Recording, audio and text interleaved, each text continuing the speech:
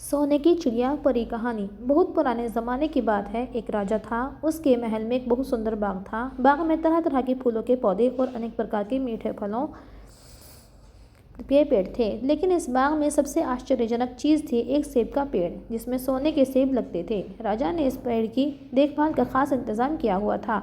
जब इसके फल पकते थे तो चौकीदार रात दिन पेड़ का पहरा दिया करते थे, ताकि कोई सोने का सेब चुरा कर ना ले जाए। लेकिन एक दिन की बात है कि बाग के माली ने जब सोने के सेबों को गिना तो उसमें से एक सेब गायब था।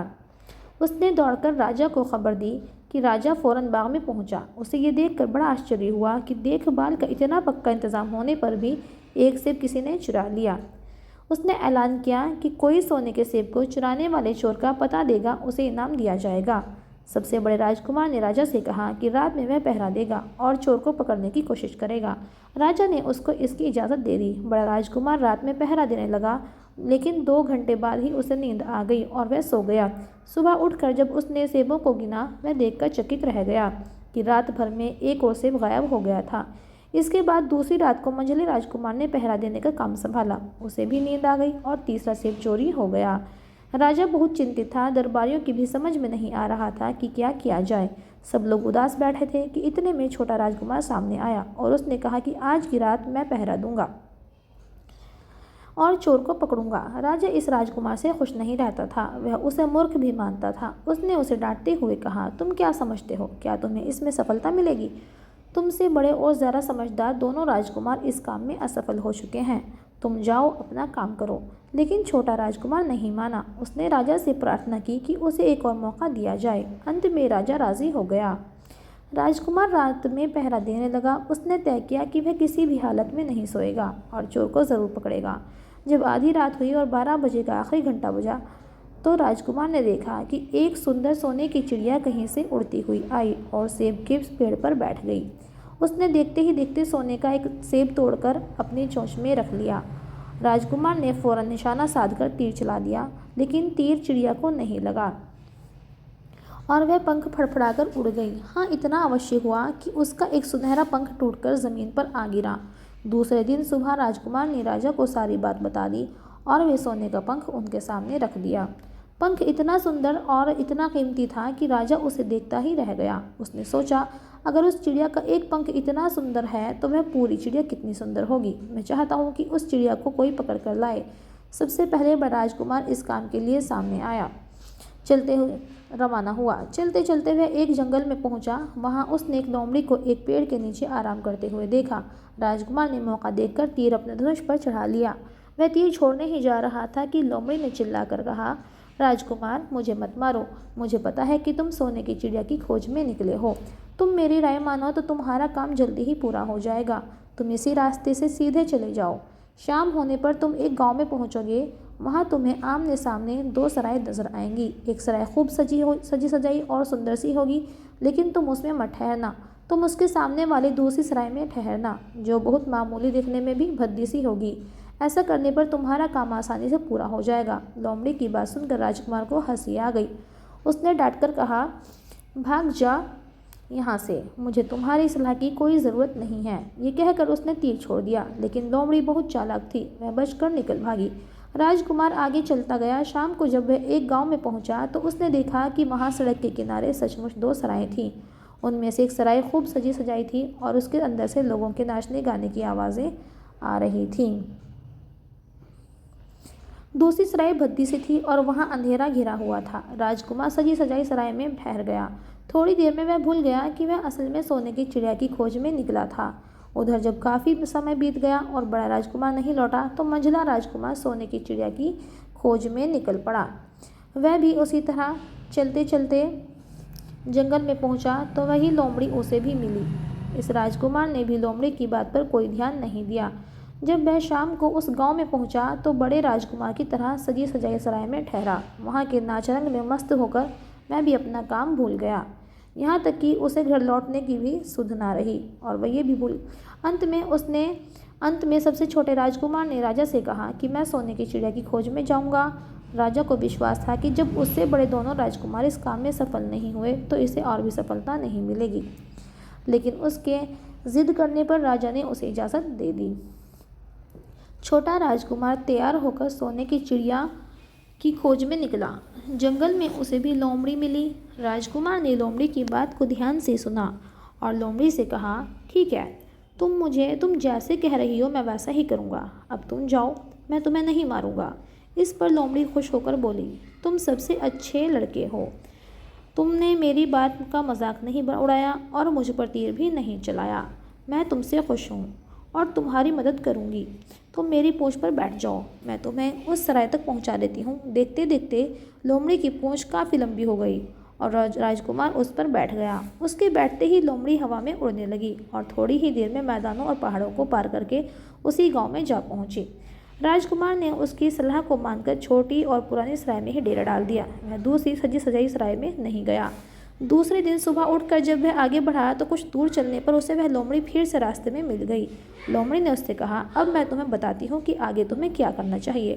तुम सीधे चलो, आगे चलने पर तुम्हें एक बहुत बड़ा किला मिलेगा जिस पर सिपाही लोग पहरा दे रहे होंगे।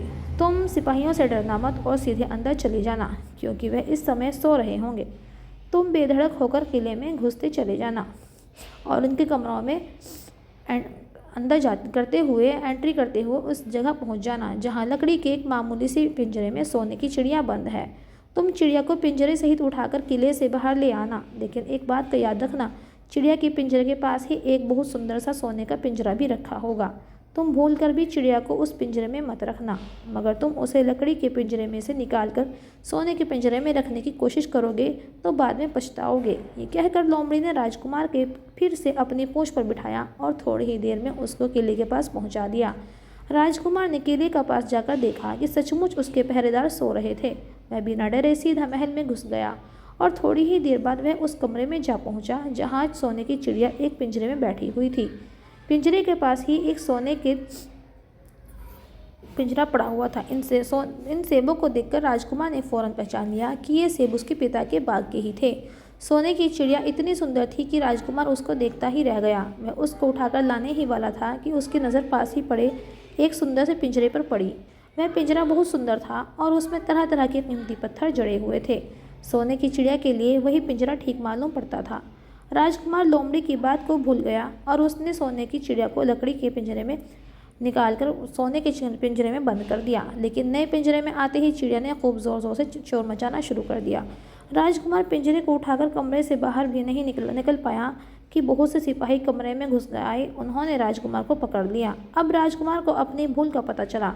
उसे याद आया कि लोमड़ी ने उससे उससे क्या कहा था, लेकिन अब क्या हो सकता था। सिपाही खींचते हुए राजा के पास ले गए। राजा के पूछने पर राजकुमार ने सारी बात कह सुनाई। राजा बोला, तुम मेरे महल में चोरी करने के लिए घुसे थे, मैं तुमको माफ़ नहीं कर सकता।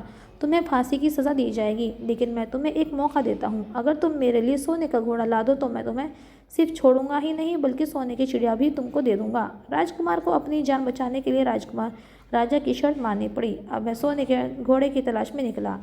किले के बाहर जाने पर उसने देखा कि लोमड़ी उसका इंतज़ार कर रही है। उसने लोमड़ी को सारी बातें बताईं। लोमड़ी ने निराश होते हुए कहा, मैं अब तुम्हारी कोई मदद नहीं करूँगी। तुमने मेरे कहने के अनुसार नहीं किया। मैंने जिस तरह से कहा था, अगर तुम उस तरह से काम करते तो इस मुसीबत में नहीं फंसते। सोने की चिड़िया तुम्हें मिल जाती। राजकुमार बोला, इस बार मुझे माफ़ कर दो। घोड़ा लाने के लिए कहा लोमड़ी राजकुमार को अपनी पूँछ पर बिठाकर एक बहुत सुंदर किले के पास ले गई। वहाँ पर एक बहुत सुंदर सोने का घोड़ा खड़ा था। सभी पहरेदार सोए हुए थे। तभी राजकुमार की नज़र एक राजकुमारी पर पड़ती है। राजकुमार ने इतनी सुंदर लड़की पहले कभी नहीं देखी थी। राजकुमार राजकुमारी को देखकर भूल गया और मन ही मन राजकुमारी को पाने की सोचने लगा। राजकुमार ने यह बात लोमड़ी को बताई। लोमड़ी ने कहा, राजकुमारी शाम में तालाब में नहाने जाती है, तभी तुम उससे अपने दिल की बात कह देना। राजकुमार ने ऐसा ही किया। उसने राजकुमारी को बताया कि वो एक राजकुमार है और उससे विवाह करना चाहता है। राजकुमारी ने कहा, ठीक है, अगर तुम मेरे पिता राजा को हमारी शादी के लिए तैयार कर सकते हो तो मैं तुमसे विवाह करने के लिए तैयार हूँ। राजकुमार राजा के पास गया और राजकुमारी से विवाह करने की इच्छा जाहिर की और साथ में बताया कैसे वो एक सोने की चिड़िया को लेने के लिए घर से निकलकर यहाँ तक पहुँचा है।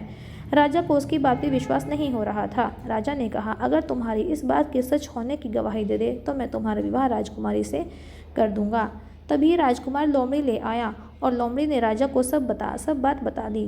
राजा को लोमड़ी की बात पे विश्वास हो गया और उसने राजकुमार का विवाह राजकुमारी से कर दिया और राजा ने राजकुमार को तोहफे में सोने का घोड़ा भी दिया। जब राजकुमार उस सुंदर राजकुमारी के साथ कुछ दूर चला तो उसे रास्ते में फिर वही लोमड़ी मिली। लोमड़ी बोली के साथ तुम्हें देखकर मुझे बहुत बड़ी खुशी हो रही है, लेकिन अब तुम्हें सोने का घोड़ा और सोने की चिड़िया भी प्राप्त करनी चाहिए, क्योंकि वे दोनों चीज़ें तुम्हारे लिए ही हैं और तुम अपनी आसानी से प्राप्त कर सकते हो। राजकुमार बोला, लेकिन भला मुझे सोने का घोड़ा और सोने की चिड़िया कैसे मिल सकती है? लोमड़ी ने कहा, अगर तुम मेरे कहने के अनुसार काम करो तो मैं तुम्हें दिलवा दूंगी। जब तुम सोने की चिड़िया वाले राजा के पास पहुंचोगे तो वह उस घोड़े को देखकर बहुत खुश होगा। तुम उससे कहना कि पहले सोने की चिड़िया का पिंजरा मेरे हाथ में दे दो, तब मैं ये घोड़ा तुमको दूंगा। जब वह पिंजरा तुम्हारे पास लाए तो तुम पिंजरा उसके हाथ से छीन लेना और घोड़े को दौड़ा देना। बस ऐसे चिड़िया तुमको मिल जाएगी और कोई तुम्हें पकड़ भी नहीं सकेगा, क्योंकि सोने का घोड़ा इतना तेज़ दौड़ता है कि दुनिया का तेज़ से तेज़ घोड़ा भी उसकी बराबरी नहीं कर सकता। राजकुमार ने ठीक वैसा ही किया। वह राजकुमारी के साथ ही घोड़े पर बैठा रहा और जब राजा ने उसके हाथ में सोने की चिड़िया का पिंजरा दिया तो उसने देखते ही देखते एड़ मार दी और सोने का घोड़ा हवा से बातें करने लगा। कुछ दूर चलने पर लोमड़ी उसे मिली।